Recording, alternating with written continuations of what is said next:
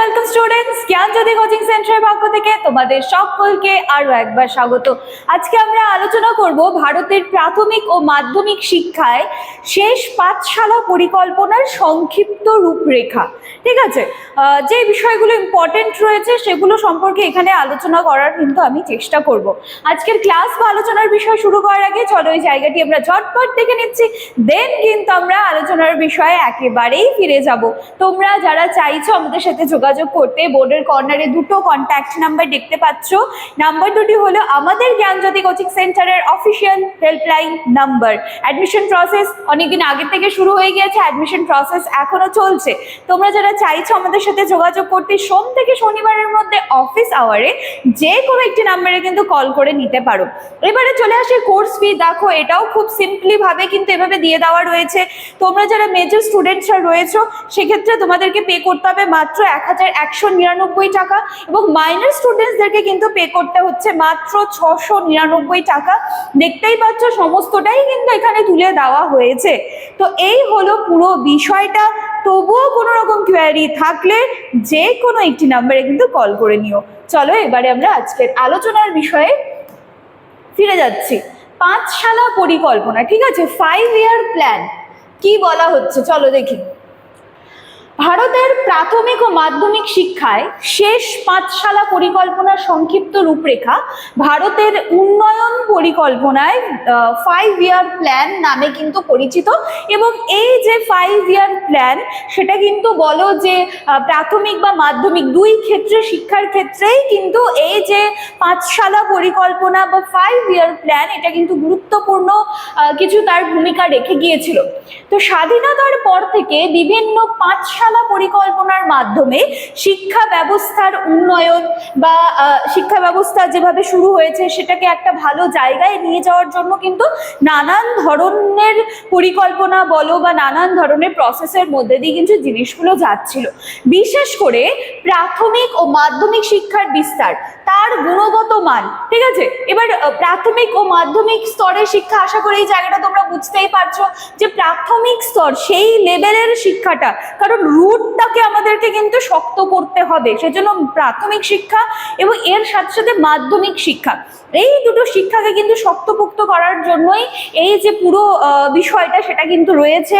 দেখো কি বলছে, শিক্ষার বিস্তার, গুণগত মান উন্নয়ন এবং সকলের জন্য শিক্ষার সুযোগ নিশ্চিত করাই ছিল কিন্তু এই যে পাঠশালা পরিকল্পনা, লাস্ট 5 ইয়ার প্ল্যান যেটা রয়েছে তার উদ্দেশ্য কিন্তু এটাই ছিল। উন্নয়ন ও সকলের জন্য শিক্ষার সুযোগ নিশ্চিত করার প্রধান লক্ষ্য এটাই ছিল। ভারতের 12তম পাঠশালা পরিকল্পনা ছিল শেষ পাঠশালা পরিকল্পনা। সালটা ছিল 2012 থেকে 2017, এটা ছিল 12তম পাঠশালা পরিকল্পনা।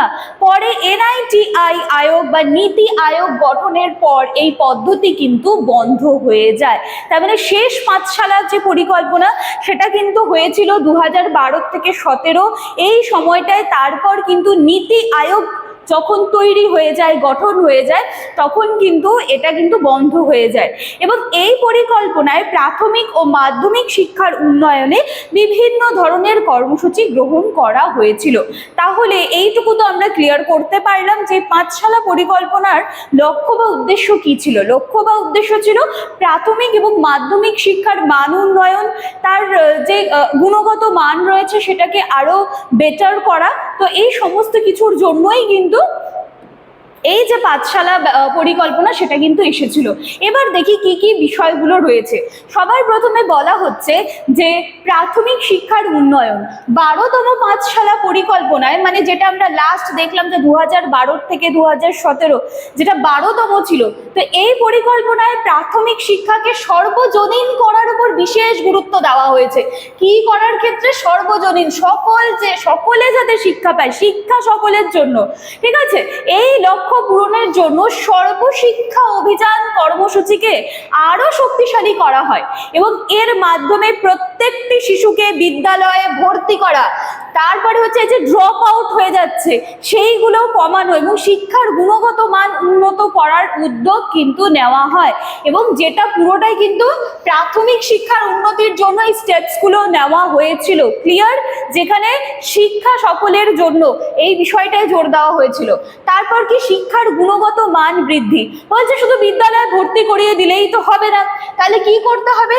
বিদ্যালয়ে যে পাঠানো হচ্ছে, যে শিক্ষাটা গ্রহণ করার জন্য পাঠানো হচ্ছে, সেই শিক্ষার যেন একটা ভালো কোয়ালিটি থাকে। ঠিক আছে, শিক্ষার মান উন্নয়ন ছিল গুরুত্বপূর্ণ। এজন্য শিক্ষকদের প্রশিক্ষণ, আধুনিক শিক্ষণ পদ্ধতি, নতুন পাঠ্যক্রমের চালু করার ওপর কিন্তু বিশেষভাবে গুরুত্ব দেওয়া হয়। তার মানে যেখানে বাচ্চারা আসবে সমস্ত কিছু বাধা বিপত্তিকে পার করে পড়াশুনো করতে, সেই জায়গাটা যেন সুন্দরভাবে তৈরি হয় বা সেই জায়গায় যারা পড়াচ্ছেন তারা যেন অবশ্যই ট্রেইনি হন, প্রশিক্ষণ প্রাপ্ত হন, সেখানে যেন অবশ্যই আধুনিক শিক্ষণ পদ্ধতিগুলোকে অনুসরণ করা হয়। তো এই বিষয়গুলো কিন্তু রয়েছে এবং এই ক্ষেত্রে national council of educational research and training কিন্তু গুরুত্বপূর্ণ ভূমিকা পালন করে। ঠিক আছে? আচ্ছা, এবারে চলো দেখো কি বলা হচ্ছে মাধ্যমিক শিক্ষার প্রসার। মাধ্যমিক শিক্ষার সুযোগ বাড়ানোর জন্য রাষ্ট্রীয় মাধ্যমিক শিক্ষা অভিযান চালু করা হয়। এখানটায় কিন্তু আমরা দেখলাম যে প্রাথমিক শিক্ষার জন্য, এবারে দেখবো যে মাধ্যমিক শিক্ষার জন্য রাষ্ট্রীয় মাধ্যমিক শিক্ষা অভিযান চালু করা হয় এবং এর মাধ্যমে নতুন নতুন স্কুল তৈরি করা, অবকাঠামো উন্নয়ন, শিক্ষার্থীদের জন্য বিভিন্ন সুবিধা, সমস্ত কিছুর কিন্তু কথা বলা হয়। তারপরে চলে আসলো অবকাঠামো উন্নয়ন, যেখানে বলছে বিদ্যালয়ের সাফিসিয়েন্ট যেন ক্লাসরুমগুলো থাকে, গ্রন্থাগারের প্রয়োজন রয়েছে, ল্যাবের প্রয়োজন রয়েছে, শৌচাগার, পানীয় জল, এগুলো তো বেসিক নিড একটা বিদ্যালয়কে সুষ্ঠুভাবে চালানোর জন্য।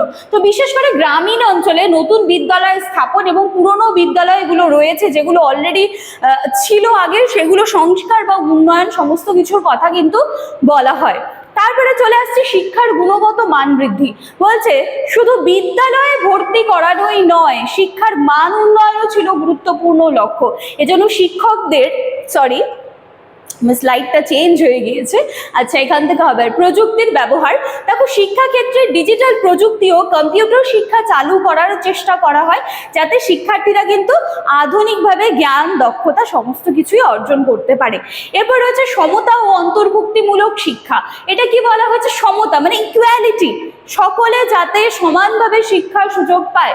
মেয়ে, শিশু, দরিদ্র, প্রান্তিক জনগোষ্ঠীর শিশুরা সকলেই যেন শিক্ষায় অংশগ্রহণ করতে পারে এবং এর ফলে শিক্ষাক্ষেত্রে সমতা ও সামাজিক ন্যায় প্রতিষ্ঠার কিন্তু চেষ্টা করা হয়। তাহলে এই ছিল কিন্তু যে পাঠশালা পরিকল্পনা, শিক্ষার শেষ পাঠশালা পরিকল্পনা, যেটা কিন্তু 12তম ছিল। ঠিক আছে, 2012 থেকে 2017 এই সময়ে ছিল। তারপর যখন নীতি আয়োগ তৈরি হয় তখন কিন্তু এটা বন্ধ হয়ে যায়। তো এই নিয়ে কিন্তু ছিল আজকে আমার ক্লাস বা আলোচনার বিষয়। আমি আশা করছি যে বিষয়টাকে মোটেই জটিল না করে সহজভাবে বোঝাতে পারলাম। ভিডিও ভালো লাগলে তোমাদের ভ্যালুয়েবল কমেন্টসগুলো কমেন্ট সেকশনে রেখে যেতে ভুলবে না। দেখা হচ্ছে আবার নেক্সট দিনে ক্লাসে। Thank you.